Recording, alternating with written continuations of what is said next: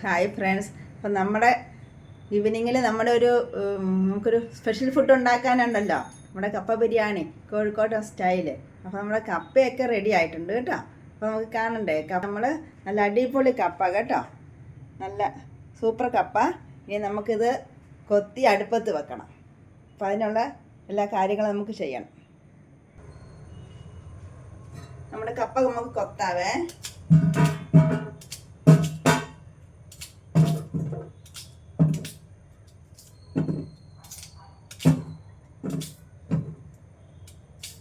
നല്ല നല്ല സൂപ്പർ കപ്പയാണ്.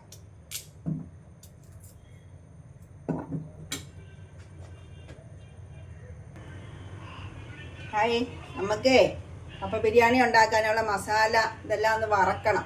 മല്ലിപ്പൊടി, മുളക് പൊടി, ഞാൻ കാശ്മീരി ചില്ലിയും മുളക് പൊടിയും കൂടിയാണ്, കറിവേപ്പില, ചെറിയ ഉള്ളി, ഇഞ്ചി, വെളുത്തുള്ളി, പിന്നെ അതിന് വേണ്ട തേങ്ങയെ ഇത് നമുക്കെല്ലാം ഒന്ന് മൂപ്പിച്ചെടുക്കണം. തേങ്ങ വറുത്തരച്ചാണ് ഞാൻ കറി വെക്കണത്. അപ്പോൾ നമുക്ക് ചട്ടി ചൂടായിട്ടുണ്ട്. അപ്പം നമ്മുടെ തേങ്ങ നമ്മൾ അടുപ്പത്ത് വെച്ചിട്ടുണ്ട് കേട്ടോ മൂപ്പിക്കാനായിട്ട്. നമ്മൾ കുറച്ച് ഉപ്പ് ഇട്ടിട്ടുണ്ട്, ഞാൻ കുറച്ച് മഞ്ഞൾപ്പൊടി ഇടണേ. അപ്പോൾ തേങ്ങ പെട്ടെന്ന് മൂത്ത് വരാനാട്ടോ ഉപ്പും മഞ്ഞൾപ്പൊടി നേരത്തെ ഇടുന്നത് കേട്ടോ.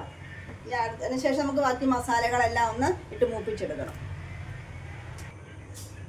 നമ്മുടെ തേങ്ങ വറുത്തരച്ച് നമ്മൾ ആക്കിയത് നന്നായിട്ട് ചുമന്ന് കേട്ടോ. അതിന് നമുക്ക് കുറച്ച് മീറ്റ് മസാല പൊടിയും കൂടി ഇട്ടൊന്ന് ചൂടാക്കാനുണ്ട്. അതും കൂടി ഇട്ട് ഒരു 3 സ്പൂൺ ഇടുന്നുണ്ട് കേട്ടോ ഞാൻ.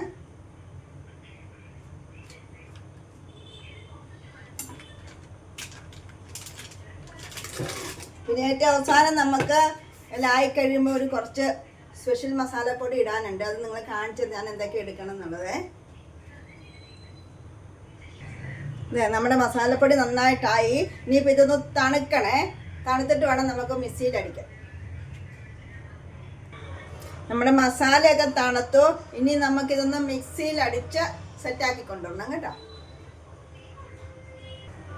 നമ്മുടെ കപ്പ നന്നായിട്ട് വെന്തു. ഒത്തിരി ഓവറായിട്ട് വെന്തിട്ടില്ല, പാകത്തിന് കേട്ടോ. നല്ല കപ്പയാണ്. അപ്പം ഇത് നമുക്ക് ബീഫിലേക്കൊന്ന് മിക്സ് ചെയ്യണം. ബീഫ് ഞാൻ അടുപ്പത്ത് ചൂടാക്കാൻ വെച്ചിട്ടുണ്ട്. ഇത് നമുക്കൊന്ന് മിക്സ് ചെയ്യണം. മിക്സ് ചെയ്തതിന് ശേഷം അരച്ചുകൊണ്ടിടുന്ന മസാല ഇടണം. പിന്നെ നമുക്ക് ഏറ്റവും അവസാനം കുറച്ച് ടേസ്റ്റിനായിട്ട് കുറച്ച് മസാലപ്പൊടികൾ ഇടാനുണ്ട്. അപ്പോൾ അത് ഞാൻ കാണിച്ചു തരാവേ.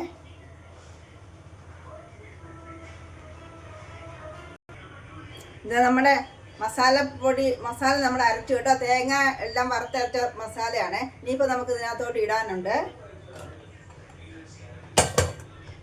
ഇടാണേ.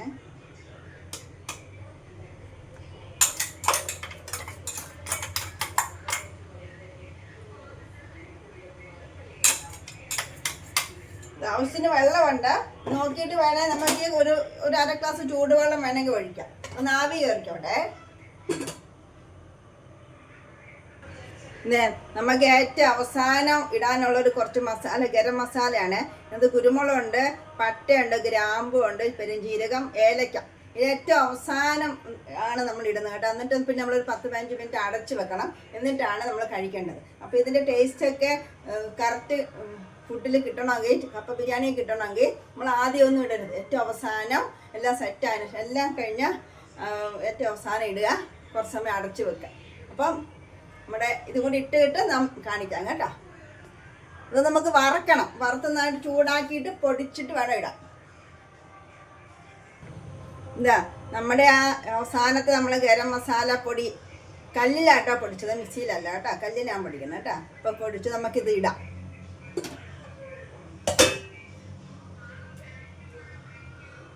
ഇനി ഇതൊന്ന് മിക്സ് ചെയ്ത് ഒരു 10 മിനിറ്റ് വെക്കാം.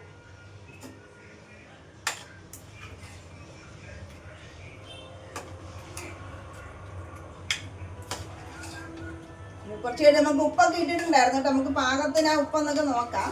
ഇതെല്ലാം ഒന്ന് പിടിച്ചോട്ടെ കേട്ടോ. ഒരു 10 മിനിറ്റ് നോക്കാം. 10 മിനിറ്റ് അടച്ചിരിക്കട്ടെ കേട്ടോ. നമ്മുടെ കപ്പ ബിരിയാണിയുടെ ടേസ്റ്റ് നോക്കണ്ടേ, തുറന്ന് നോക്കണ്ടേ കേട്ടോ. തുറന്നിട്ടുണ്ട്. അപ്പം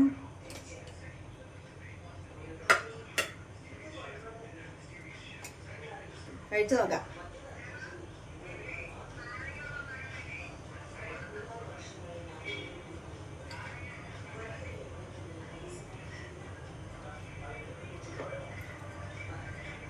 നല്ല ടേസ്റ്റ് ഉണ്ട്. നമ്മളെ ലാസ്റ്റിട്ട് ഗരം മസാലയുടെ ഒക്കെ ടേസ്റ്റ് നന്നായിട്ട് വന്നിട്ടുണ്ട്. കരിവേപ്പില, ഇഞ്ചി, വെളുത്തുള്ളി എല്ലാത്തിൻ്റെയും, കുരുമുളക് എല്ലാത്തിൻ്റെയും ടേസ്റ്റ് വന്നിട്ടുണ്ട്. നമുക്ക് രണ്ടാമത് ഉപ്പിടേണ്ട വന്നിട്ടില്ല, ആദ്യമേ ഇട്ട ഉപ്പ് പാകമായി. അപ്പം നിങ്ങളെല്ലാവരും കപ്പ ബിരിയാണി ഉണ്ടാക്കി ട്രൈ ചെയ്യണം കേട്ടോ. നല്ല ടേസ്റ്റിലുണ്ടാക്കും കേട്ടോ. അപ്പം ബൈ, ഞാൻ അടുത്തൊരു സൂപ്പർ ഫുഡ് വീഡിയോ ആയിട്ട് വരാം കേട്ടോ. ബൈ. അപ്പോൾ എല്ലാവർക്കും ഗുഡ് നൈറ്റ്.